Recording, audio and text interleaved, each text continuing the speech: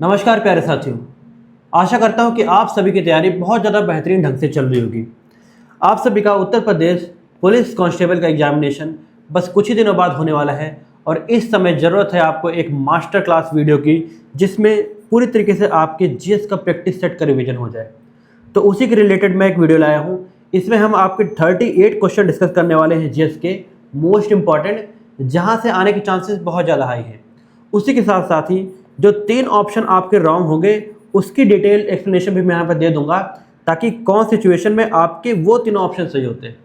तो आइए स्टार्ट करते हैं बिना किसी देरी के आपके प्रैक्टिस सेट। बस आखिर तक आपको बने रहना है और शॉर्ट नोट्स बनाते चलिएगा, ठीक है।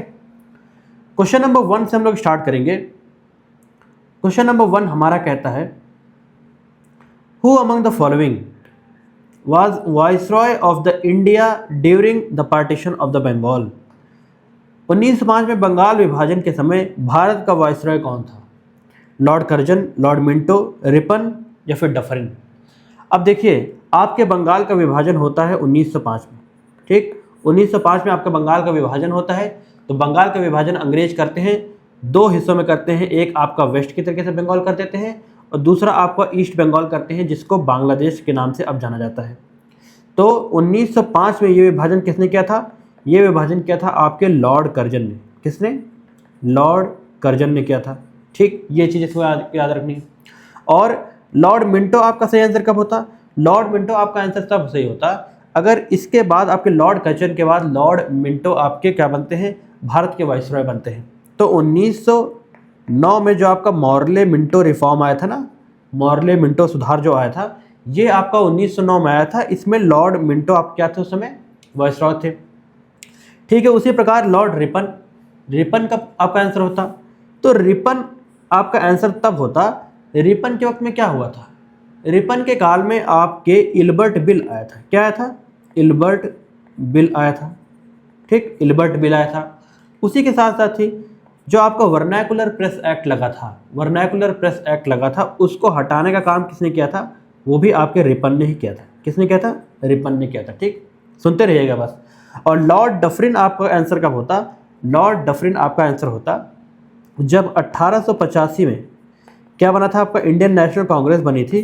तो उस समय पूछा जाए कि भारत के वाइसरॉय कौन थे, तो उस समय आपके भारत के वाइसरॉय थे लॉर्ड डफरिन, ठीक। ए.ओ. ह्यूम की अध्यक्षता में, ए.ओ. ह्यूम के अंडर में आपकी इंडियन नेशनल कांग्रेस बनी थी। और इसकी अध्यक्षता किसने करी थी? पहले सेशन की अध्यक्षता किसने करी थी? कमेंट सेक्शन में बताइए, ठीक। आइए आपको बता देता हूँ। डब्ल्यू.सी. बनर्जी ने आपकी पहले सेशन की अध्यक्षता करी थी, ठीक है। किसकी? आपकी इंडियन नेशनल कांग्रेस की। 1885 में इसका फॉर्मेशन हुआ था। उस समय लॉर्ड डफरिन कौन थे? आपके भारत के वाइसरॉय थे। तो ये 4 इंपॉर्टेंट थे। पूछ सकता है आपसे बंगाल विभाजन के समय कौन आपके वाइसरॉय थे भारत के। तो ये क्वेश्चन हो गया पहला हिस्ट्री से। अगला क्वेश्चन देखते हैं। नेक्स्ट क्वेश्चन भी हमारा हिस्ट्री से है। इसमें पूछा गया है, इल्बर्ट बिल विवाद किस मुद्दे से संबंधित है, ठीक है। क्या वो भारतीय न्यायाधीशों द्वारा यूरोपियों का मुकदमा चलाना से संबंधित है, या फिर भूमि राजस्व सुधार से, बंगाल विभाजन से, या फिर प्रेस की स्वतंत्रता से? अब देखिए, इल्बर्ट बिल मैंने आपको बताया है कि लॉर्ड रिपन के वक्त में लाया गया था। किसके वक्त में? लॉर्ड रिपन के वक्त में आया था। इस कानून का मेन मतलब क्या था, ये समझ लीजिए। इल्बर्ट बिल लाने का ये कारण था कि भारत के जो न्यायाधीश है, जो भारतीय है, वो अगर चाहें तो वो अंग्रेज, जितने भी अंग्रेज हैं, चाहे अंग्रेज अफसर हो या फिर अंग्रेजी आपके नागरिक हो जो भारत में रह रहे हो, अगर किसी कानून का उन्होंने उल्लंघन किया है तो भारतीय जज भी उन्हें सजा दे सकते हैं। लेकिन ये बात बाद में चल के अंग्रेजों को ये बात सुहाई नहीं, तो उन्होंने क्या किया? इल्बर्ट बिल को उन्होंने ड्रॉप कर दिया, मतलब कि ख़त्म कर दिया। तो इल्बर्ट बिल कंट्रोवर्सी किसके वक्त में आई थी? लॉर्ड रिपन के वक्त में। इसमें जो भारतीय न्यायाधीशों द्वारा यूरोपियों पर मुकदमा चलाने की एक तरीके से इजाज़त के लिए बिल आया था। तो ये क्वेश्चन आपका ए ऑप्शन इसमें बिल्कुल सही है। अब बाकी ऑप्शन देख लेते हैं। अब भूमि राजस्व सुधार, लैंड रिफॉर्म, रेवेन्यू रिफॉर्म से रिलेटेड इसमें कुछ लेना देना नहीं है। पार्टीशन ऑफ बंगाल मैंने आपको बता दिया किस वक्त में था, ये आपके कर्जन के वक्त में था। और प्रेस फ्रीडम, चार्ल्स मेटकैफ को, चार्ल्स मेटकैफ नाम याद रखिएगा, चार्ल्स मेटकैफ, इन्हें कहा जाता है प्रेस की स्वतंत्रता देने का अधिकार इन्होंने दिया था। लिबरेटर ऑफ प्रेस कहा जाता है इनको, ठीक है। लिबरेटर ऑफ प्रेस किसे कहा जाता है? चार्ल्स मेटकैफ को। और वर्नैकुलर प्रेस एक्ट किसके द्वारा लाया गया था? वर्नाकुलर प्रेस एक्ट आपके लाया गया था लॉर्ड लिट्टन के द्वारा। किसके द्वारा? लॉर्ड लिट्टन के द्वारा, जिसकी वजह से आपकी जो प्रेस की स्वतंत्रता है उसको भंग कर दिया गया था। ठीक है, ये लॉर्ड लिट्टन के द्वारा लाया गया था। तो ये क्वेश्चन हो गया इल्बर्ट बिल कंट्रोवर्सी से रिलेटेड। अगला क्वेश्चन कहता है poverty and un British rule in India नामक किताब किसने लिखी है? तो poverty in un British rule नामक किताब आपकी लिखी है, 4 ऑप्शन है उसमें से दादा भाई नौरोजी ने। किसने? दादा भाई नौरोजी ने। Poverty and un British rule in India. ठीक है, और इकोनॉमिक हिस्ट्री ऑफ इंडिया पूछा जाए, इकोनॉमिक हिस्ट्री ऑफ इंडिया किताब किसने लिखी है? Economic history of India. ठीक है, history of India, economic history of India नामक किताब किसने लिखी है? तो ये आपके आर.सी. दत्त ने लिखी है। ठीक है, आर.सी. दत्त ने लिखी है। और गोपाल कृष्ण गोखले कौन थे? गोपाल कृष्ण गोखले ने इसमें कोई खास किताब नहीं लिखी है, लेकिन गोपाल कृष्ण गोखले आपके आगे चल के एक बहुत इंपॉर्टेंट लीडर बनते हैं स्वतंत्रता आंदोलन में। ठीक है, सुरेंद्र नाथ बनर्जी कौन थे? तो सुरेंद्र नाथ बनर्जी आपके एक तरीके से गरम दल के नेता थे। कौन से? गरम दल के नेता थे, ये याद रखना है। तो ये चारों हो गए। ठीक है, इसमें पूछा गया था poverty and un British rule in India, दादा भाई नौरोजी ने किताब लिखी थी। इसमें एक तरीके से ड्रेन वेल्थ थ्योरी, मतलब कि भारत से एक तरीके से जो पैसा है वो किस तरीके से अंग्रेज होशियारी से यहाँ से निकाल के लेके जा रहे हैं, चाहे वो अंग्रेजी अफसरों को सैलरी देकर हो या फिर अंग्रेजी कंपनियों को मुनाफा देकर हो। इन सभी चीज़ों से एक तरीके से भारत का जो एक तरीके से रिजर्व है वो ख़त्म किया जा रहा था। यही चीज़ इन्होंने आपके इस बुक में लिखा है। किसने? Poverty and un British rule in India में लिखा है दादा भाई नौरोजी ने। तो ये इंपॉर्टेंट किताब थी। आगे क्वेश्चन आपसे पूछ सकता है बैटल ऑफ बक्सर जो था वो किस वर्ष लड़ा गया? तो बैटल ऑफ बक्सर युद्ध आपका 1764 में लड़ा गया। कब लड़ा गया? 1764 में आपका लड़ा गया। इसी के बाद ही आपका 1765 में क्या होता है? इलाहाबाद की संधि आती है। ठीक है, ट्रीटी ऑफ इलाहाबाद आती है। ट्रीटी ऑफ इलाहाबाद में अंग्रेज की तरफ से अफसर थे आपके रॉबर्ट क्लाइव, और आपके यहाँ पर कौन थे? भारत की तरफ से कौन कौन थे? मीर कासिम थे, सुजाउद्दौला थे, और आपके ये शाह आलम द्वितीय थे। ठीक है, शाह आलम द्वितीय थे। ये 3 एक तरीके से राजा थे, और प्लस आपके रॉबर्ट क्लाइव ने मिलकर साइन किया था। इससे अंग्रेजों को बंगाल, बिहार और उड़ीसा की जो एक तरीके से राजस्व कर वसूलने की आज़ादी उनको मिल गई थी। ठीक है, बंगाल, बिहार और उड़ीसा से राजस्व कर वसूलने की आज़ादी अंग्रेजों को मिल गई थी इस ट्रीटी के बाद। कौन सी? ट्रीटी ऑफ इलाहाबाद के बाद 1764 में ये हुई थी ट्रीटी ऑफ बक्सर। अच्छा, 1757 में आपके क्या हुआ था? प्लासी का युद्ध हुआ था। कौन सा हुआ था? प्लासी का युद्ध हुआ था। ठीक है, ये इंपॉर्टेंट है। 1773 में क्या आया था आपका? Regulating act of India. ठीक है, रेगुलेटिंग एक्ट बहुत इंपॉर्टेंट है, याद रखिएगा। रेगुलेटिंग एक्ट आया था 1773 में, और इसी के आसपास आपके एक लॉर्ड कॉर्नवालिस, नहीं सॉरी 1773 में आपको बताना है कि कौन उस समय गवर्नर जनरल थे। ठीक है, बहुत इंपॉर्टेंट है। उस समय आपके गवर्नर जनरल ऑफ बंगाल कहे जाते थे। ठीक है, गवर्नर जनरल ऑफ इंडिया नहीं कहा जाता था, गवर्नर जनरल ऑफ बंगाल कहे जाते थे। तो बताना है कि बंगाल के प्रथम गवर्नर जनरल कौन थे जो इसी वर्ष के आसपास आपके बनाए गए थे। ठीक है, अब ये चीज़ हो गई। यहाँ पर बैटल ऑफ बक्सर के बारे में पूछा गया था, बक्सर के युद्ध के बारे में जो हमने देख लिया। ये पूछ सकते हैं ट्रीटी ऑफ इलाहाबाद भी याद रखना है आपको, इलाहाबाद की संधि बहुत पूछी जाती है। तो अगला चलते हैं आपके क्वेश्चन नंबर 5 की ओर। पूछा गया है कनिष्क के शासनकाल में कौन सी बौद्ध संगति आपकी हुई थी? प्रथम, द्वितीय, तृतीय, फिर चतुर्थ। अब आपके 4 बौद्ध संगति आपकी हुई है। जब आपके बुद्ध की मृत्यु हो गई उसके बाद 4 बौद्ध संगति हुई थी। बहुत इंपॉर्टेंट है, यहाँ से क्वेश्चन आपके एग्जामिनेशन में पूछा जाता है। तो डायरेक्टली में जो बहुत इंपॉर्टेंट फैक्ट है वो आपसे जो पूछे जाते हैं वो मैं टेबल की फॉर्म में लेके आया हूँ, आपको प्रेजेंट करता हूँ। देखिए इसको ध्यान से। अब देखिए, जो आपकी प्रथम बौद्ध संगति थी ये अजात शत्रु के वक्त में हुई थी। ठीक है, अजात शत्रु ने उस समय राजा थे हरियंका डायनेस्टी के, और किसके द्वारा अध्यक्षता हुए थे? मोगली पुत्र तिष्य के द्वारा। और कहाँ पर हुई थी? राजगृह में हुआ था। ये इंपॉर्टेंट है। जो दूसरी है आपकी 100 साल बाद होती है, 483 के 100 साल बाद 384 के आसपास होती है। इस समय आपके काल अशोक क्या थे? आपके राजा थे जो शिशुनाग डायनेस्टी के थे, और सर्वकामी ये थे आपके, इन्होंने अध्यक्षता करी थी, और वैशाली में हुआ था। तीसरे के वक्त आपके राजा थे अशोक, 250 BC के आसपास हुआ था। मोगली पुत्र तिस्य इसमें आपकी अध्यक्षता करी थी और पाटलिपुत्रा में आपका हुआ था। और चौथी बौद्ध संहिता आपके कनिष्क के वक्त में हुई थी। वासुमित्रा उस समय आपके क्या थे, इन्होंने अध्यक्षता करी थी और कश्मीर में हुआ था। कुंदल ग्राम वन कश्मीर में हुआ था। तो ऐसे याद रखना है, पहला राजगृह, दूसरा वैशाली, तीसरा पाटलिपुत्र और चौथा आपका कहाँ पर हुआ है, कश्मीर। राजा ऐसे याद रखना है, अजातशत्रु, काल अशोक, अशोक, उसके बाद कनिष्क, ऐसे याद रखना है। महाकश्यप, सर्वकामी, मोगलीपुत्र तिस्य, उसके बाद आपके वासुमित्र। ऐसे सीरीज में इस तरीके से रटिए आप, ठीक है। ये एग्जाम में डायरेक्टली पूछे जाते हैं। तो यहाँ पर पूछा गया था कि कनिष्क की अध्यक्षता में कौन सी हुई थी, तो वो चौथी आपकी हुई थी। अब चलते हैं अगले क्वेश्चन की ओर। अब आ गया है आपका पॉलिटी से रिलेटेड क्वेश्चन, ठीक है। पॉलिटी में क्वेश्चन पूछा गया है आपसे कि मतदान आयु 21 से 18 वर्ष की संशोधन द्वारा की गई। कौन से संशोधन के द्वारा आपका जो आपकी मतदान देने की आयु है ये कम कर दी गई, ठीक है। 21 साल से घटाकर उसको 18 साल कर दिया।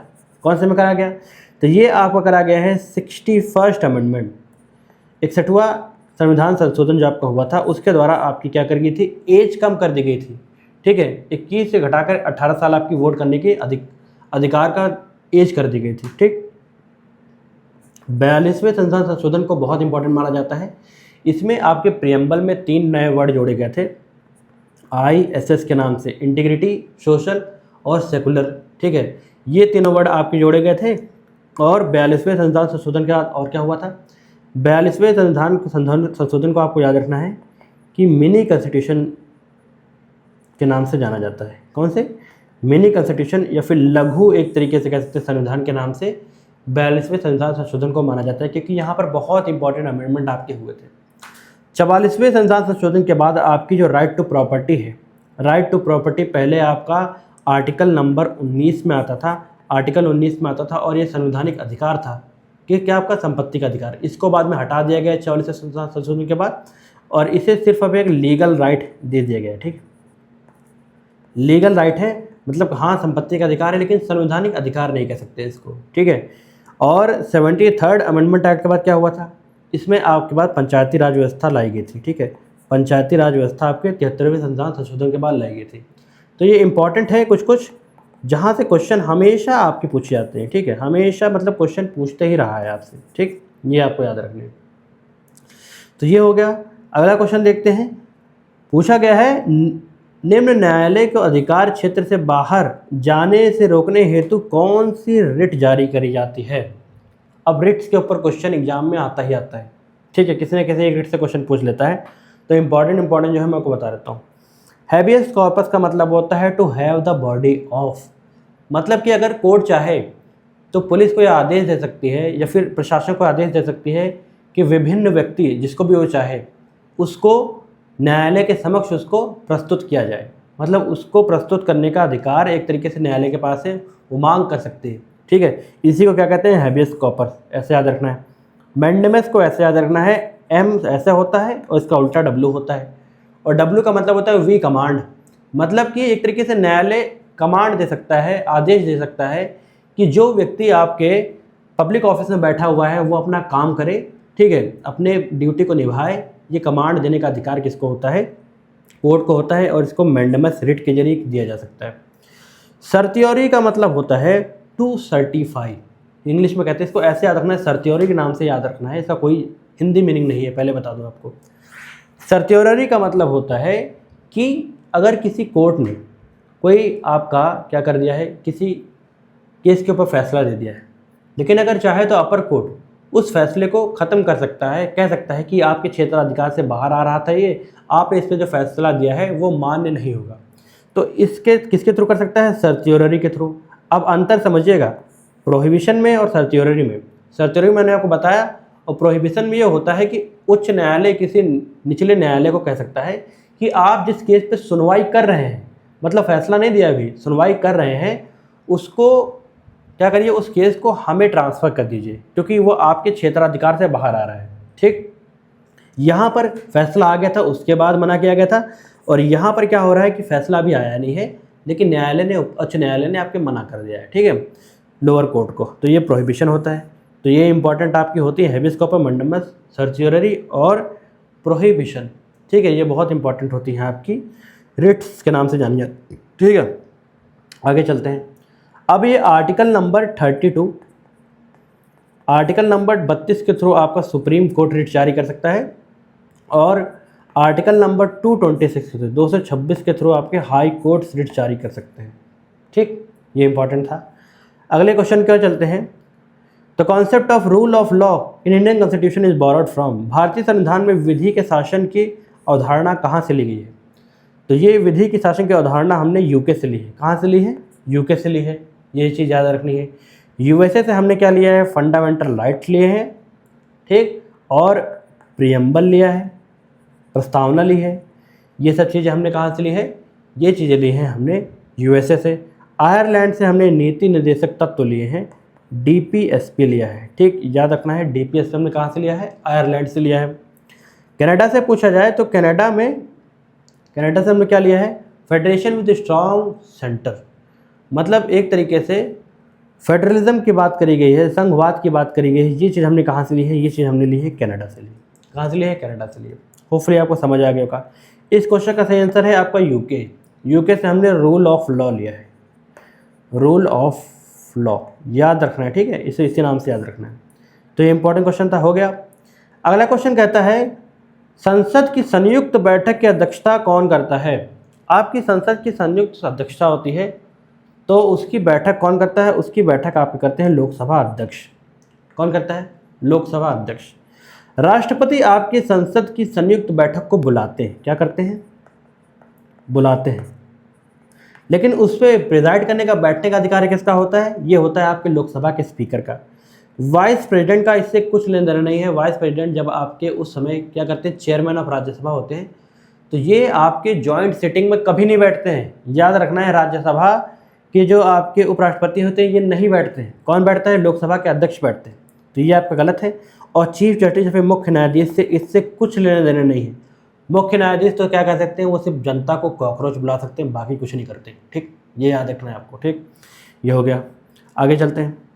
अगला क्वेश्चन कहता है कौन सा दर्रा लेह को श्रीनगर से जोड़ता है? तो ये आपका लेह जैसे हो गया, लेह को श्रीनगर से जोड़ने वाला जो आपका दर्रा होता है ये कौन सा आपका होता है? तो ये आपका जोजिला होता है। कौन सा? जोजिला आपका होता है। नाथुला आपका कहाँ होता है? नाथुला आपका सिक्किम में होता है। कहाँ पर होता है? सिक्किम में दर्रा है। और ये आपके भारत को कहाँ से जोड़ता है? चाइना से जोड़ता है। कहाँ से जोड़ता है? चाइना से जोड़ता है। शिप्ला पास आपके कहाँ है? हिमाचल प्रदेश में। कहाँ है? हिमाचल प्रदेश में। और ये आपके भारत को कहाँ से जोड़ता है? तिब्बत से जोड़ता है। कहाँ से जोड़ता है? तिब्बत से जोड़ता है। बॉमडिला पास कहाँ है आपकी? बॉमडिला पास है आपके अरुणाचल प्रदेश में। अरुणाचल प्रदेश में। ठीक, याद रखना है बॉमडिला पास कहाँ है? अरुणाचल प्रदेश में आपका बॉमडिला पास है। ठीक, तो इस क्वेश्चन का सही आंसर क्या था? जोजिला पास आपका आंसर था। जोजिला दर्रा इसका सही आंसर था। अगला क्वेश्चन है विच soil is richest in humus. किस मिट्टी में ह्यूमस सबसे अधिक होता है? ह्यूमस की मात्रा सबसे ज़्यादा अधिक कौन सी में होती है? क्या वो जलोढ़ मिट्टी में होती है, काली मिट्टी में, लेटराइट, या फिर वन की मिट्टी में? तो आपको याद रखना है कि आपके ह्यूमस की मात्रा सबसे ज़्यादा होती है इन चारों में से, वो होती है वन की मिट्टी में। ठीक है, अब आप में से बहुत सारे अलुवियल टिक करके आते हैं, जो जाके जलोढ़ मिट्टी टिक करके आते हैं। ये गलत होता। क्यों दोस्तों?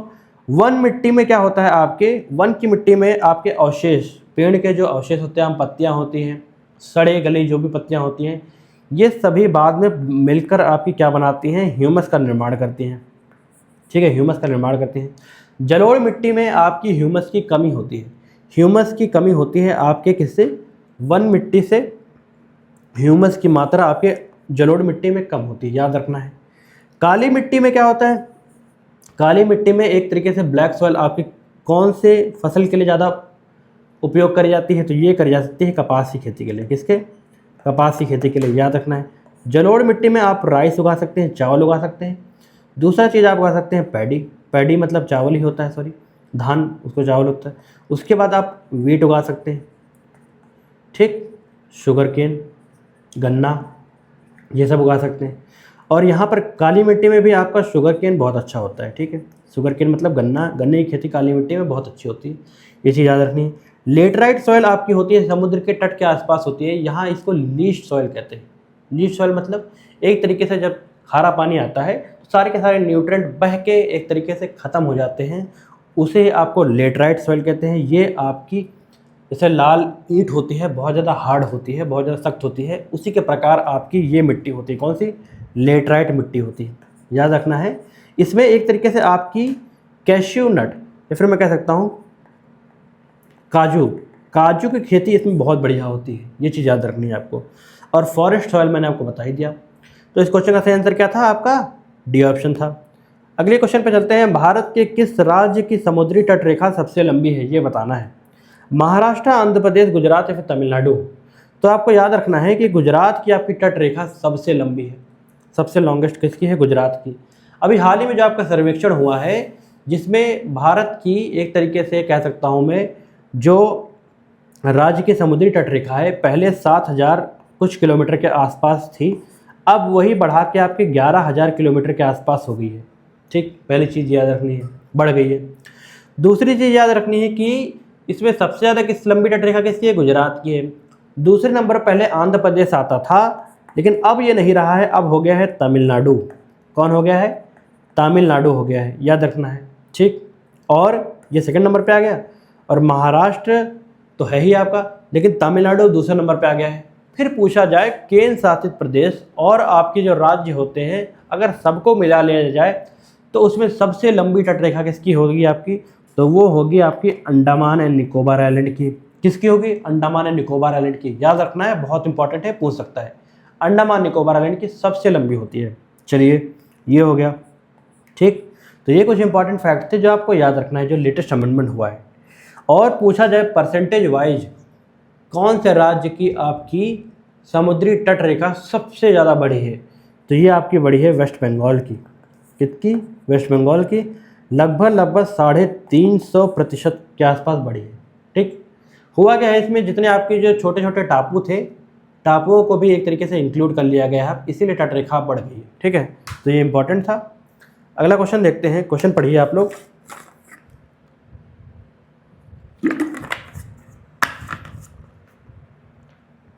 रोरिंग फोर्टीज किससे संबंधित है? रोरिंग फोर्टीज किससे संबंधित है ये बताना है। क्या वो महासागरीय धाराओं से, पछुआ पवनों से, चक्रवात से या फिर व्यापारी पवन? अब इसमें आपको याद रखना है, रोरिंग फोर्टीज आपके 40 डिग्री लैटिट्यूड, 40 डिग्री लैटिट्यूड, जैसे ये आपकी धरती है, इसमें ये मान के चलिए 0 डिग्री है, और ये 40 डिग्री के आसपास जो लैटिट्यूड है, यहाँ पर आपकी चलती है पछुआ पवनें। ठीक है, पछुआ पवनें चलती हैं, यही आपकी रोरिंग फोर्टीज के नाम से जानी जाती हैं। रोरिंग क्यों? क्योंकि यहाँ पर इनकी हवाएं बहुत तेज़ होती है, इसलिए इसका नाम रोरिंग फोर्टीज रखा गया है। तो ये वेस्टर्ली विंड होती है, फिर पछुआ पवनें आपकी होती हैं। और महासागरीय धाराएं जैसे आपकी बहुत सारी होती है, एक तरीके से हर एक समुद्र में आपकी चलती है, जैसे कि वेस्ट विंड ड्रिफ्ट हो गई, ओयाशियो करंट हो गई, कुरोशियो करंट हो गई, ये सारी महासागरीय धाराएं हैं। ठीक, और साइक्लोन चक्रवात से इससे कुछ लेना देना नहीं है, और व्यापारिक पवनें ट्रेड विंड से इसका कुछ लेना देना नहीं है। ठीक है, ये याद रखना है। अगर यहाँ पर एक तरीके से ईस्टर्ली लिख रखा होता, तब आपका क्या होता, तो उसका आंसर आपका होता ट्रेड विंड। ठीक है, लेकिन यहाँ वेस्टर्ली है, पछुआ पवनें, रोरिंग फोर्टीज पूछा गया है, तो इस क्वेश्चन का सही आंसर है आपका बी ऑप्शन। ठीक, आगे चलते हैं। अगले क्वेश्चन में कहा गया है, भारत के प्रतिभूति बाजार का नियम कौन तय करता है? तो इसमें आपको याद रखना है कि भारत में जो प्रतिभूति होती है, उसका जो बाजार होते हैं, उसके नियमन कौन बनाता है? ये आपका बनाता है सेबी। सेबी का फुल फॉर्म होता है security and exchange board of India. 1988 में आपका सेबी का गठन हुआ था, 1988 में। बाद में आपका सेबी का जो अधिनियम है, ये बाद में आया था। ठीक है, याद रखना है, सेबी अधिनियम बाद में आया था, पहले आपके सेबी का निर्धारण कर दिया गया था। नाबार्ड एक तरीके से कह सकता हूँ ग्रामीण रूरल बैंक जो होते हैं, और जो आपके जो बैंक होते हैं जो एक तरीके से एग्रीकल्चर में या फिर आपका खेती बाड़ी में लोन देते हैं, ऋण देते हैं, उन बैंकों को ऋण कौन देता है? उन बैंकों को ऋण देता है आपका नाबार्ड। ठीक, आरबीआई आपका केंद्रीय बैंक है, जो आपके विभिन्न जितने भी बैंक हैं उन सबकी निगरानी करने के लिए आरबीआई बनाया गया है। सिडबी आपका क्या है? सिडबी आपका इंडस्ट्रियल बैंक है, जितने भी आपकी माइक्रो लघु उद्योग वाली जितनी भी इंडस्ट्रीज होती हैं, इन सबको एक तरीके से आपका वित्त पोषित या फिर ऋण देने का काम कौन करता है? वो सिडबी करता है। ठीक है, तो से भी था इंपॉर्टेंट, होपफुली आपका सही हुआ होगा। अगला पूछा गया है राजकोषीय घाटे का अर्थ क्या होता है, ये पूछा गया है। राजकोषीय घाटे का अर्थ आपका होता है, ये चारों ऑप्शन पढ़िए, राजस्व व्यय माइनस राजस्व प्राप्तियाँ, और कुल व्यय माइनस कुल प्राप्तियाँ, या फिर आयात माइनस निर्यात, या फिर कर माइनस सब्सिडी। तो फिजिकल डेफिसिट बहुत इंपॉर्टेंट है, याद रखना, ठीक है। यहाँ से क्वेश्चन आता है। राजकोषीय घाटा आपका होता है, मान के चलिए सरकार के पास जितना रुपया आया, टोटल जितना आपका एक तरीके से खर्चा किया सरकार ने, मान के चलिए उसने 100 रुपये खर्चा किए, ठीक है, 100 रुपये खर्चा किए, और उसको कितने रुपए मिले थे, उसको मान के चलिए 100 रुपये दिए थे, और उसने 90 रुपये आपके क्या करे थे, 90 रुपये कमाए थे, और उसने खर्चा कितने किए, 100 रुपये खर्चा किए। मतलब खर्चा सरकार ने ज़्यादा किया, कमाया उसने कम था। तो इसके बीच का जो गैप होता है यही आपका कहलाता है, क्या कहलाता है, आपका फिजिकल डेफिसिट या फिर राजकोषीय घाटा कहलाता है। तो इस घाटे को फुलफिल करने के लिए सरकार क्या करती है, 10 रुपये का आपका क्या लेगी, ऋण लेगी, ठीक है, ऋण लेगी, आपका 10 रुपये का ऋण लेगी। तो एक तरीके से 100 इधर और 100 इधर बराबर हो जाएगा। तो ये पूछा जाता है इसका जो गैप होता है ये क्या कहलाता है, ये आपका राजकोषीय घाटा कहलाता है। कुल व्यय माइनस कुल प्राप्तियाँ, उधार को छोड़कर इस क्वेश्चन का सही आंसर होगा। राजकोषीय घाटे के बारे में पूछा जाता है, ठीक है। और बाकी ज़्यादा डिटेल में इसमें नहीं जाएंगे वरना आप बहुत कंफ्यूज हो जाएंगे, इकोनॉमिक्स बहुत ज़्यादा कंफ्यूजिंग है। क्वेश्चन का सही आंसर क्या था, फिजिकल डेफिसिट, ये आपको याद रखना है, कुल व्यय माइनस कुल प्राप्तियाँ। अगला क्वेश्चन कहता है विच टैक्स वाज सब्सिड्यूटेड इंस्टेड जीएसटी, निम्न में से कौन से कर जीएसटी में शामिल कर दिया गया था। तो इसमें आपको याद रखना है जो आपका उत्पाद शुल्क था, ठीक है, उत्पाद शुल्क था, जो आपका एक्साइज ड्यूटी थी, ये आपका जीएसटी में शामिल कर दिया गया था। जीएसटी एक तरीके से इनडायरेक्ट टैक्स है आपका, तो जीएसटी कर में आपके एक्साइज ड्यूटी को शामिल कर दिया गया था।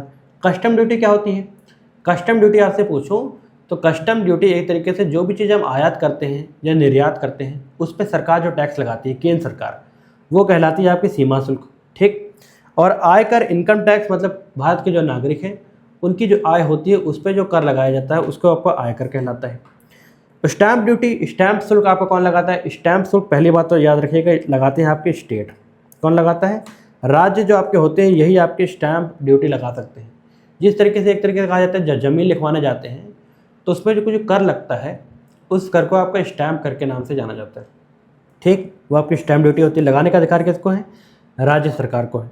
सीमा शुल्क लगाने का अधिकार किसको है, केंद्र सरकार को है। तो ये इंपॉर्टेंट था। जीएसटी में कौन सा आपका मिला दिया गया, विलय कर दिया गया है, एक्साइज ड्यूटी। इसी के साथ साथ ही आपका जो वैट हुआ करता था ना पहले, वैट, ये भी आपके जीएसटी में शामिल कर दिया गया है। तो हो गया इस क्वेश्चन का सही आंसर। अब आगे चलते हैं। अब पूछा गया है कि जहाज के तैरने का सिद्धांत किस नियम पर आधारित है आपके, ठीक है। क्या वो न्यूटन के नियम पे है, आर्किमिडीज के सिद्धांत पे है, पास्कल के नियम पे है, या फिर ओम के नियम पे। तो आपके जहाज के जो तैरने का सिद्धांत है ये आपके आर्किमिडीज सिद्धांत कहलाता है। क्या कहलाता है, आर्किमिडीज सिद्धांत के नाम से कहलाता है। इसको ऐसे याद रखना है। आर्किमिडीज सिद्धांत कहता है आपका कि जितना भी बॉयंट फोर्स या फिर जितना भी बल आपका एक तरीके से शिप, जहाज पानी पे लगाती है तैरने के लिए, वो बराबर होता है आपके जितना पानी बाहर निकलता है, जितना पानी एक तरीके से बाहर निकल जाए, एक तरीके से डिस्प्लेस हो जाए उस एरिया से, पर्टिकुलर एरिया से। तो ये आपका आर्किमिडीज सिद्धांत कहलाता है। ये जहाज जो पानी में तैरते हैं उसके नियम को ये एक्सप्लेन करता है। न्यूटन का नियम, अब न्यूटन के जो आपके 3 लॉ ऑफ मोशन है, पहला नियम, द्वितीय नियम, तृतीय नियम, होपफुली आपको पता होगा ये होते हैं। और पास्कल्स लॉ आपको क्या कहलाता है, पास्कल्स लॉ क्या कहलाता है बताइए। पास्कल एक तरीके से प्रेशर मेजर करता है, क्या करता है, प्रेशर की यूनिट होती है, ये चीज़ याद रखना है। तो एक तरीके से इसके जो नियम के बारे में कहा गया है ये पास्कल्स लॉ ने बताया था आपके। और Ohm V is equal to I R, ठीक है, V is equal to I R, voltage बराबर करंट गुणे रजिस्टेंस, या फिर आपका एक तरीके से कह सकते हैं इसका जो नियम बताया था ये ओम से बताया था। किसने, ओम से। ओम लॉ ये होता है आपका, ठीक है। ओम का सिंबल होता है ये आपका, ये चीज़ याद रखनी है आपको।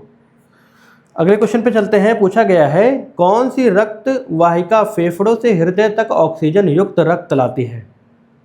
अब इसमें आपको याद रखना है कि पल्मोनरी आर्टरी होती है और पल्मोनरी वेन होती है, ठीक है। अब जो आपकी जो वेन होती है, पहली चीज़ तो आपकी जो सिरा होती है, सिरा क्या करती है, डीऑक्सीजनेटेड ब्लड, एक तरीके से कह सकता हूँ जिसमें ऑक्सीजन की मात्रा कम होती है या फिर कार्बन डाइऑक्साइड की मात्रा ज़्यादा होती है, इसको क्या करती है, शरीर से लेके आपके दिल तक पहुँचाने का काम किसका होता है, आपके सिरा काम होता है। लेकिन इसका एक अपवाद है, अपवाद यह है कि आपका जो पल्मोनरी वेन होती है, पल्मोनरी वेन ये क्या काम करती है, ये आपके हृदय से ऑक्सीजन युक्त जो आपका रक्त होता है ये आपके विभिन्न बॉडी पार्ट्स तक पहुंचाने का काम करता है। यही इस क्वेश्चन का सही आंसर है। उसी तरीके से आपकी आर्टरी या फिर धमनी का काम होता है ऑक्सीजनेटेड ब्लड या फिर ऑक्सीजन युक्त आपके रक्त को दिल से लेके विभिन्न बॉडी पार्ट्स तक पहुँचाने का काम आपका किसका होता है, धमनी काम होता है। लेकिन इसका एक अपवाद है पल्मोनरी आर्टरी। पल्मोनरी आर्टरी आप क्या करती है, ये आपकी विभिन्न बॉडी पार्ट से आपके डीऑक्सीजनेटेड ब्लड, मतलब जिसमें कार्बन डाइऑक्साइड की मात्रा ज़्यादा होती है, उस रक्त को हार्ट तक लाने का काम आपके किसका होता है, ये आपका होता है पल्मोनरी आर्टरी का। एक्सेप्शन है, याद रखिएगा, ठीक है। अयोर्टा आपकी होती है सबसे बड़ी धमनी कह सकता हूँ, महाधमनी से कहा जाता है, जो एक तरीके से ऑक्सीजनेटेड ब्लड या फिर ऑक्सीजन युक्त ब्लड आपके हार्ट से विभिन्न बॉडी पार्ट्स तक पहुँचाने का काम इसका होता है, ठीक है। और वीना कावा से इसका कोई लेना देना नहीं है। इस क्वेश्चन का सही आंसर क्या था आपका, पल्मोनरी वेन, ठीक है। अब आगे चलते हैं। अगला पूछा गया है ब्लीचिंग पाउडर का आपका फॉर्मूला क्या होगा। तो ब्लीचिंग पाउडर का आपका जो फॉर्मूला होता है दोस्तों, वो होता है कैल्शियम ऑक्सीक्लोराइड। क्या होता है, कैल्शियम ऑक्सीक्लोराइड आपके ब्लीचिंग पाउडर का फॉर्मूला होता है, ठीक है। उसके बाद ये क्या होता है, सोडियम बाइकार्बोनेट, ये आपका होता है बेकिंग सोडा, ठीक, बेकिंग सोडा होता है। और ये क्या होता है, कैल्शियम कार्बोनेट, ये आपका लाइमस्टोन होता है, जो चूना पत्थर होता है ना, ये कैल्शियम कार्बोनेट से बना होता है। और बाद में कैल्शियम सल्फेट CaSO4 पूछा गया है। CaSO4 ये आपका जिप्सम होता है, जिप्सम होता है जिससे सीमेंट वगैरह बनती है, ये कैल्शियम सल्फेट से बनती है, ठीक है, कैल्शियम सल्फेट से बनती है, याद रखना है आपको। इस क्वेश्चन का सही आंसर क्या था आपका, CaOCl2, ठीक है, इंपॉर्टेंट है, ब्लीचिंग पाउडर पूछा गया था तो इससे याद रखिएगा, ठीक है। ये चारों चीज़ें बहुत बार रिपीट होती हैं, ये चारों जो ऑप्शन मैंने लिखे हैं ये हज़ारों बार कई क्वेश्चन पेपर में आपके रिपीट हो रखी हैं, इससे क्वेश्चन आता ही आता है, तो ये चारों आप याद कर लीजिए। अगला क्वेश्चन है आपसे पूछा गया है, किस विटामिन की कमी से आपके क्या होता है, पर्नीशियस अनीमिया होता है। पर्नीशियस अनीमिया आपके होता है आपकी विटामिन B6 की कमी से, ठीक है, विटामिन B6 की कमी से आपके क्या होता है, पर्नीशियस अनीमिया होता है। अच्छा, विटामिन B1 बेरी की आपकी पूछा जाए किसकी कमी से होता है, तो विटामिन B1 की कमी से आपके बेरी होता है।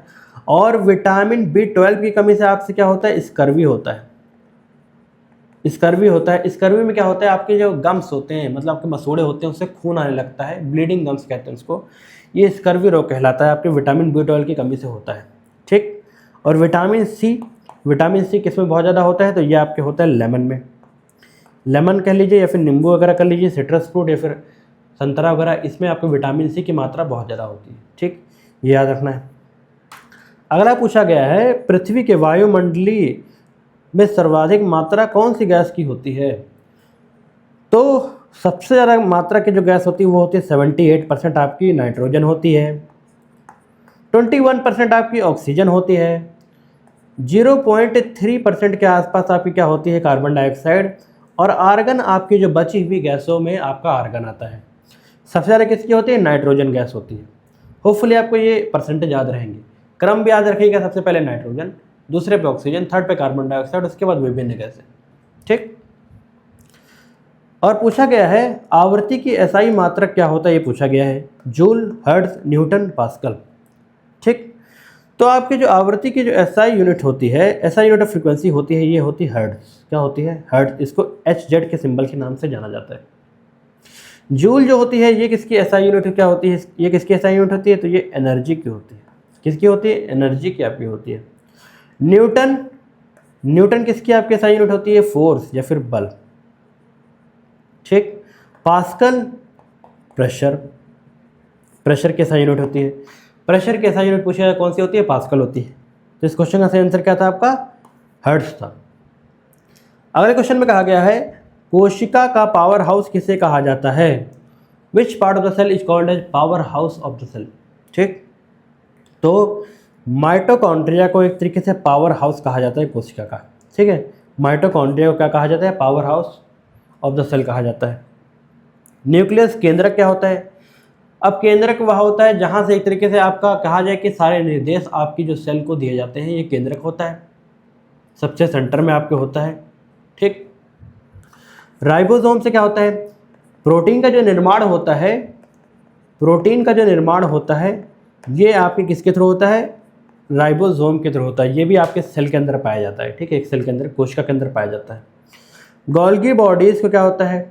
गोल्गी बॉडीज़ एक तरीके से ये भी आपके पाया जाता है। इसका काम क्या होता है? इसका काम होता है जितना भी अवशिष्ट होता है आपके सेल के अंदर, सेल के अंदर जितना भी आपका बेकार सा जो प्रोडक्ट होता है उसको बाहर निकालने का काम किसका होता है? गोल्गी बॉडी का काम होता है। इस क्वेश्चन का सही आंसर क्या था? माइटोकॉन्ड्रिया। माइटोकॉन्ड्रिया एक तरीके से आपके कोशिका का पावर हाउस कहा जाता है। ठीक, याद रखना है, इसी से पूरी एनर्जी बनती है। आगे चले, हमसे पूछा जाता है कौन सी धातु कमरे के तापमान पर द्रव अवस्था में रहती है, ये बताना है। तो इसमें आपको याद रखना है कि जो आपके द्रव अवस्था में रहती है ये आपकी मरकरी रहती है। मरकरी लिक्विड स्टेट में रहती है। सोडियम सॉलिड होता है या फिर आपका कह सकते हैं कि सख्त होता है। ये बहुत ज़्यादा रिएक्टिव होता है, बहुत ज़्यादा रिएक्टिव होता है, इसीलिए इसको केरोसिन के अंदर रखा जाता है। हवा के प्रभाव में आते ही डायरेक्टली आग पकड़ लेता है, ये चीज़ याद रखनी है, इसको केरोसिन के अंदर रखा जाता है। और जिंक आपका क्या होता है? जिंक आपका मेटल है जो हार्ड होता है, सख्त होता है, याद रखना है। एल्यूमिनियम भी आपका मेटल होता है लेकिन ये बहुत हल्का होता है। ठीक है, बहुत हल्का होता है, ये चीज़ याद रखना है। क्वेश्चन का सही आंसर क्या था आपका? मरकरी या फिर पारा। अगले क्वेश्चन पे चलते हैं। पूछा गया है वायुमंडलीय दाब मापने का यंत्र कौन सा है, ये बताना है आपको। Thermometer, hygrometer, barometer, electrometer. तो इस क्वेश्चन में आपको याद रखना है कि एटमॉस्फेरिक प्रेशर आपका मेजर करा जाता है बैरोमीटर के थ्रू। किसके थ्रू? बैरोमीटर के थ्रू। वायुमंडलीय दाब किसके द्वारा नापा जाता है? बैरोमीटर के थ्रू। थर्मोमीटर के द्वारा आपका क्या नापा जाता है? टेम्परेचर नापा जाता है। ठीक है, टेम्परेचर नापा जाता है। हाइग्रोमीटर के द्वारा आपको क्या नापा जाता है? ह्यूमिडिटी या फिर आर्द्रता। आर्द्रता मापी किससे जाती है आपकी? ये आपके हाइग्रोमीटर के द्वारा नापी जाती है। लैक्टोमीटर के द्वारा आपका नापा जाता है कि आपका जो दूध होता है उसमें कितनी आपकी शुद्धता है, ये पता करने के लिए लैक्टोमीटर का काम होता है। ठीक है, ये एक तरीके से दूध की शुद्धता को नापता है आपका कौन सा? लैक्टोमीटर का काम होता है। ठीक, तो इस क्वेश्चन का सही आंसर क्या था आपका? इस क्वेश्चन का सही आंसर था आपका बैरोमीटर। अब ये चारों चीज़ें कई बार रिपीट हो रखी है, इसीलिए आपको मैं क्वेश्चन लेके आया हूँ, आपको याद रखनी है। आगे क्वेश्चन में देखते हैं। पूछा गया है कौन सा रोग प्रोटोजोआ के कारण होता है? आपके ट्यूबरक्लोसिस, मलेरिया, हैजा या फिर टाइफाइड, इन चारों में से कौन सी चीज़ आपको पूछा गया है कि प्रोटोजोआ के कारण होता है आपके? तो प्रोटोजोआ के कारण आपको याद रखना है कि मलेरिया के कारण होता है। ठीक है, मलेरिया जो होता है ये प्रोटोजोआ के कारण होता है। और ऊपर की जो तीन चीज़ें दे रखी हैं, ये और ये तीनों बैक्टीरिया के कारण होती हैं। किसके कारण होती हैं? बैक्टीरिया के कारण।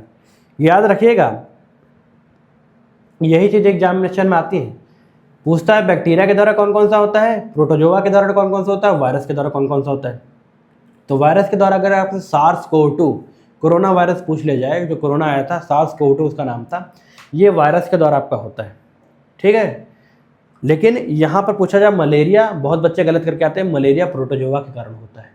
ट्यूबरक्लोसिस, कॉलेरा और टाइफाइड ये तीनों आपके बैक्टीरिया के कारण होते हैं। ठीक, याद रखनी है आपको। पूछा गया है G20 नेताओं के शिखर सम्मेलन 2023 किस भारतीय शहर में आयोजित हुआ था? जितने भी आपके राष्ट्र अध्यक्ष शामिल हुए थे जब G20 की अध्यक्षता भारत में करी थी 2023 ने, तो उसकी एक तरीके से बैठक कहाँ हुई थी? तो ये आपकी हुई थी यहाँ पर। कहाँ पर हुई थी? नई दिल्ली में। नई दिल्ली में आपके भारत मंडपम बना है। भारत मंडपम में आपके ये अध्यक्षता भारत ने करी थी, जहाँ पर विभिन्न राष्ट्र अध्यक्ष यहाँ पर आए थे। ठीक, ये याद रखना है आपको। और आगे चलते हैं हम लोग।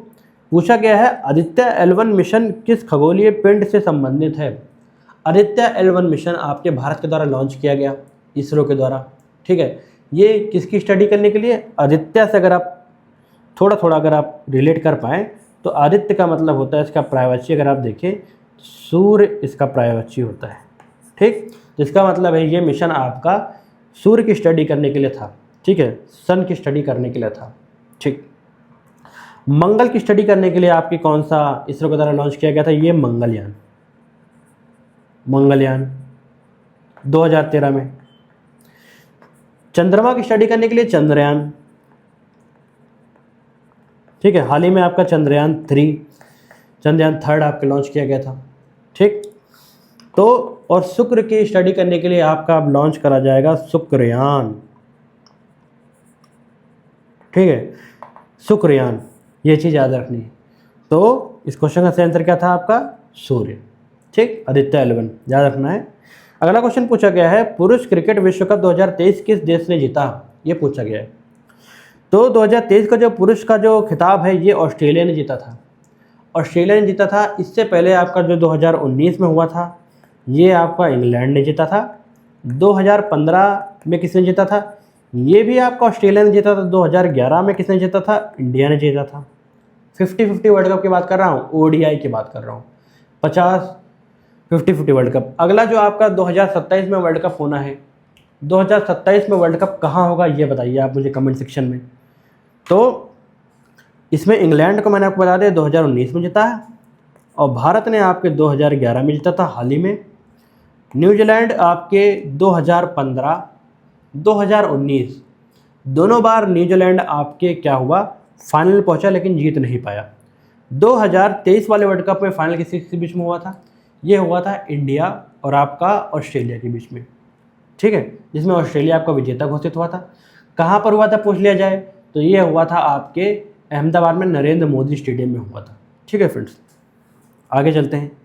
अगला क्वेश्चन है, मुख्यमंत्री युवा उद्यमी विकास अभियान किस राज्य से शुरू किया गया? तो ये आपके उत्तर प्रदेश राज्य से शुरू किया गया है, याद रखना है। मुख्यमंत्री युवा उद्यमी योजना है जिसमें 5 लाख तक का ऋण दिया जाता है युवाओं को कोई भी रोजगार करने के लिए, ठीक है, याद रखना है आपको। अगला क्वेश्चन जो आ सकता है आपके एग्जाम में, चंद्रयान 3 जो आपका लैंड हुआ था उसके लैंडर का नाम बताइए। लैंडर और रोवर दो चीज़ें होती हैं किसी भी एक, जो आपका चंद्रयान 3 जो लॉन्च किया गया था इसमें लैंडर और रोवर था। लैंडर का काम होता है कि आपके शिप को लैंड कराना, जहाज़ को लैंड कराना, ये लैंडर का काम होता है। और रोवर का काम होता है इस लैंडर से निकलकर, जिसमें 4 पहिया आपकी लगी होती हैं, एक वाहन निकलेगा जो आपके चंद्रमा की सतह पर जो चला था, एक तरीके से घूमा था और मिट्टी की जांच करी थी, ये रोवर है। तब पूछा गया है कि चंद्रयान 3 में लैंडर कौन सा था? तो जो लैंडर उपकरण था उसका नाम था आपके विक्रम। क्या नाम था? विक्रम।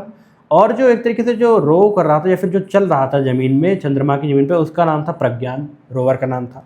ठीक है, रोहिणी आपकी जो थी एसएलवी मिसाइल, जो एसएलवी लॉन्च करने की एक तरीके से उपकरण जो था मिसाइल लॉन्च करने का, इसके थ्रू हमने अगर पूछा जाए कि कौन सी आपकी पहली वो सैटेलाइट है जो लॉन्च करी गई थी इसरो के द्वारा, एसएलवी जब आया आपका, तो वो थी रोहिणी सैटेलाइट को हमने लॉन्च किया।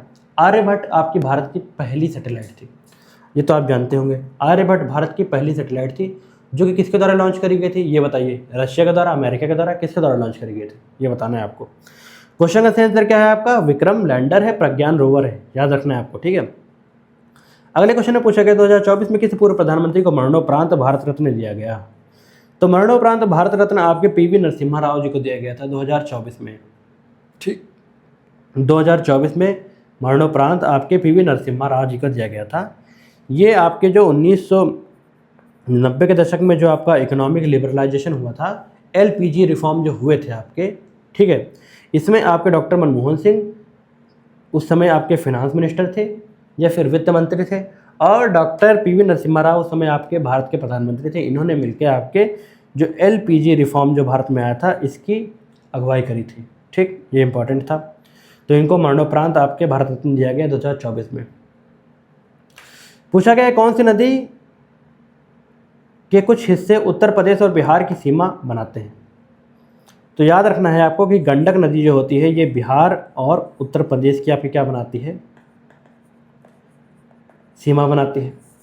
उसी तरीके से अगर आपसे पूछ लिया जाता है कि यमुना नदी कौन कौन से राज्यों की सीमा बनाती है, तो यमुना नदी आपके दिल्ली और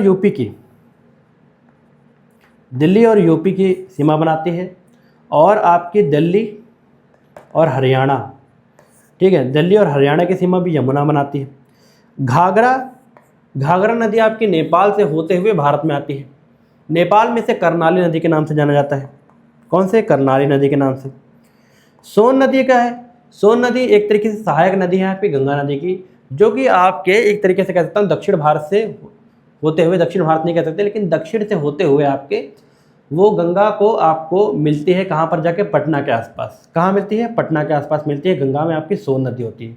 सोन नदी आपकी गंगा नदी की सहायक नदी है। ठीक, इंपॉर्टेंट है। क्वेश्चन है पूछा कहता है यूपी और बिहार के बीच में बॉर्डर कौन सी नदी बनाती है? तो वो आपकी बनाती है गंडक नदी। अगले क्वेश्चन पे देखते हैं, उत्तर प्रदेश में कुंभ मेला मुख्यतः कहाँ पर आयोजित होता है? बहुत आसान क्वेश्चन है, बहुत बेसिक क्वेश्चन है। तो ये आपका कहाँ होता है? प्रयागराज में होता है। ठीक, और आप ये पूछो कहाँ कहाँ पर कुंभ आपके होता है, ये बताइए मेरे को। 4 जगह पे आपके महाकुंभ होता है।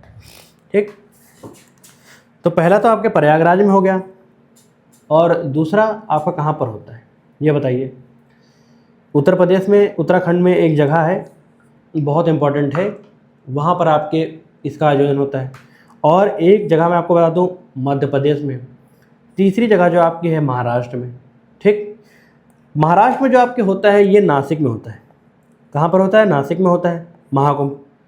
बारी बारी करके एक के बाद अगले जगह पे होता रहता है। इस बार कहाँ हुआ था? इस बार हुआ था आपके इलाहाबाद में या फिर प्रयागराज में। अगली बार कहाँ होगा ये बताइए कमेंट सेक्शन में। एमपी में पूछ लिया जाए तो एमपी में आपका होता है उज्जैन में। ठीक, और जो उत्तराखंड और उत्तर प्रदेश का मैंने आपको बताया, एक तो आपको मैंने ये बता दिया आपका प्रयागराज, और एक आपको बताना है कि अगला कौन सा होता है, कमेंट सेक्शन में मुझे बताना है, जहाँ पर आपके किसका महाकुंभ का आयोजन करा जाता है। ये क्वेश्चन हो गया। अगले क्वेश्चन में पूछा गया उत्तर प्रदेश में कौन सा जिला आपको कांच उपयोग के लिए प्रसिद्ध है, ये बताना है। तो फिरोजाबाद जो है आपके, फिरोजाबाद आपके बैंगल इंडस्ट्री या फिर कह सकता हूँ चूड़ी उद्योग के लिए, उसी के साथ साथ ही कांच के उद्योग के लिए फिरोजाबाद बहुत फेमस है। लाख की चूड़ियाँ भी आपकी फिरोजाबाद में बनती है। अच्छा, मुरादाबाद को आपको पीतल नगरी कहा जाता है। क्या कहा जाता है? पीतल नगरी के नाम से जाना जाता है। सहारनपुर में आपके जो लकड़ी के जो एक तरीके से उपकरण होते हैं, लकड़ी के एक तरीके से कह सकता हूँ मैं, जैसे दरवाजे हो गए, सोफ़ा हो गए, ये सब चीज़ें बनती हैं जो लकड़ी के उपकरण होते हैं, ये आपके सहारनपुर में बहुत ज़्यादा फेमस है। सहारनपुर में बनते हैं। अलीगढ़ में क्या होता है? अलीगढ़ में आपके ताले बनते हैं। ताले के लिए फेमस है आपका अलीगढ़। ठीक है, ये इंपॉर्टेंट है। मेरठ पूछ लिया तो मेरठ आपके स्पोर्ट्स इंडस्ट्री या फिर स्पोर्ट्स के जो आपके इक्विपमेंट बनते हैं, बल्ला हो गया, बॉल हो गई, फुटबॉल हो गई, ये सब चीज़ें जो बनती है जहाँ पर स्पोर्ट्स के लिए फेमस है, तो ये आपका मेरठ फेमस है। ठीक, अगले क्वेश्चन में पूछा गया है उत्तर प्रदेश विधान परिषद किस प्रकार का सदन है, ये क्वेश्चन पूछा गया। निचला सदन, उच्च सदन, अस्थायी सदन या फिर न्यायिक सदन। तो उत्तर प्रदेश विधान परिषद है ये आपका उच्च सदन है। ठीक है, अपर हाउस है, याद रखना है, अपर हाउस है। यूपी का अपर हाउस आपका कौन सा है? तो ये है आपका उत्तर प्रदेश लेजिस्लेटिव काउंसिल। ठीक, उच्च सदन है। और लोअर हाउस अगर पूछ लिया जाता तो आपका लेजिस्लेटिव असेंबली जो होती है, विधानसभा होती है, ये आपकी लोअर हाउस होती है। ठीक, इसको उच्च सदन नाम किस लिए दिया गया? क्योंकि यहाँ पर एक तरीके से जो वरिष्ठ लोग होते हैं, जितने भी आपके एक तरीके से बहुत ज़्यादा कह सकता हूँ मैं तजुर्बेदार जो लोग होते हैं, वे आपके उच्च सदन में बैठते हैं। जैसे कि उच्च सदन आपके केंद्र में हो गया राज्यसभा, और लोअर हाउस आपका हो गया लोकसभा। ठीक, लोकसभा में जो सांसद आपके आते हैं ये डायरेक्टली जनता के द्वारा चुन के आते हैं। राज्यसभा में जो सांसद आते हैं ये आपके विधानसभा के विधायकों के द्वारा चुन के प्रतिनिधि के तौर पे अपना भेजे जाते हैं विभिन्न राज्यों के द्वारा, जो राज्यसभा में जाके बैठते हैं। ये केंद्र की बात कर रहा हूँ मैं। और आपके उच्च सदन यहाँ पर पूछा गया राज्यों में, तो उच्च सदन आपका कौन सा होता है? लोअर हाउस होता है, लेजिस्लेटिव काउंसिल के नाम से जाना जाता है उत्तर प्रदेश में। ठीक, अगला क्वेश्चन पूछा गया है रेड क्रॉस की स्थापना किसने की थी? रेड क्रॉस को बता दूं, पहले आपका जो पीस प्राइज, ठीक है, शांति के लिए जो नोबेल पुरस्कार दिया जाता है, तो ये पहली संस्था थी जिसको आपके नोबेल प्राइज़ दिया गया था। ठीक, तो ये इसकी स्थापना आपकी किसने करी थी? रेड क्रॉस की। रेड क्रॉस की स्थापना आपकी करी थी हेनरी डुनांट ने। किसने करी थी? हेनरी डुनांट ने इसको करी थी स्थापना इसकी। ठीक है, अल्फ्रेड नोबेल के नाम पे नोबेल पुरस्कार नाम रखा गया। रेड क्रॉस संस्था एक तरीके से है जिसका सिंबल आपका प्लस होता है, रेड कलर में बना होता है। ये मेडिकल क्षेत्र में एक तरीके से जहाँ पर आपकी लड़ाइयाँ लगती हैं या फिर आपके ऐसी क्षेत्र में जहाँ पर बहुत ज़्यादा आपकी गरीबी है, उन सभी क्षेत्रों में आपके दवाइयाँ पहुँचाना, लोगों का इलाज करना, ये संस्था करती है। ठीक है, तो ये हो गया। अगला क्वेश्चन पूछा गया है, यूनेस्को का हेडक्वार्टर कहाँ है? यूनेस्को का हेडक्वार्टर आपका है, यूनेस्को का हेडक्वार्टर पेरिस, फ्रांस में। कहाँ पर है? पेरिस, फ्रांस में। जेनेवा में पूछ लिया जाए किसका हेडक्वार्टर है, तो आपका WHO का हेडक्वार्टर है, वर्ल्ड हेल्थ ऑर्गेनाइजेशन का। WTO का, विश्व स्वास्थ्य संगठन और विश्व व्यापार संगठन, WTO इसका है। ILO का, इंटरनेशनल लेबर ऑर्गेनाइजेशन, श्रमिकों के लिए जो आपका एक संगठन है इंटरनेशनल लेवल पे, उसका हेडक्वार्टर कहाँ है? यहाँ पर भी आपके जेनेवा में। न्यूयॉर्क में आपके UN का हेडक्वार्टर है। कहाँ पर? संयुक्त राष्ट्र का आपका पूछा जाए हेडक्वार्टर कहाँ है, तो न्यूयॉर्क में है। लंदन में कोई आपका UN का हेडक्वार्टर नहीं है। कॉमनवेल्थ का हेडक्वार्टर आपके लंदन में है। कॉमनवेल्थ का हेडक्वार्टर, कॉमनवेल्थ का सदस्य आपका भारत है। हाँ जी, बिल्कुल है। ठीक, तो ये थे आपके 38 क्वेश्चन, जो कि मुझे लगे बहुत इंपॉर्टेंट था आपके GS के लिए। ये पहला प्रैक्टिस सेट था। ऐसे ही मैं 2-3 प्रैक्टिस सेट आपके और लेके आऊँगा। एक तरीके से हमने यहाँ पर क्वेश्चन तो आपके सीखे ही, ऊपर से जो आपके गलत ऑप्शन थे उसके क्वेश्चन भी मैंने आपको बता दिए। तो इस तरीके से हमने देखा जाए मोटा मोटा हमने आपके 100 से ऊपर क्वेश्चन यहाँ पर कवर कर लिए। ऐसे ही आपके मैं और 3 सेट लेके आऊँगा, जो टोटल आपके करीबन 400 क्वेश्चन कवर हो जाएंगे यहाँ से, जो आपके एग्जाम के लिए सफिशिएंट है। इन्हीं सभी एरिया से आपके एग्जाम में क्वेश्चन आते हैं। आप लोग इसे ढंग से करके जाएंगे तो आपके एग्जाम में बहुत गारंटी दे रहा हूँ सक्सेसफुल होगा। इसी के साथ ही इसी चैनल पे हम लोग आपके मैथमेटिक्स के लिए आपके क्रैश कोर्स स्टार्ट कर रहे हैं। आज वीडियो पड़ी होगी, वो आप लोग देख सकते हैं, बहुत ही बेहतरीन है। वहाँ से आपके एग्जाम में डायरेक्टली क्वेश्चन आएंगे। बेसिक क्वेश्चन है, जहाँ से क्वेश्चन आते हैं आप लोग वो कवर करिए, बिल्कुल आपको एग्जाम में फ़ायदा मिलेगा। तो होपफुली आपको ये सेशन पसंद आया होगा। अगर पसंद आया होगा तो इसे अपने दोस्तों के साथ ज़रूर लाइक कीजिएगा, शेयर कीजिएगा, और चैनल पर अगर नए हैं तो इस चैनल को ज़रूर सब्सक्राइब कीजिएगा। मिलते हैं नेक्स्ट सेशन पे ऐसे ही बेहतरीन कंटेंट के साथ। Thanks for watching.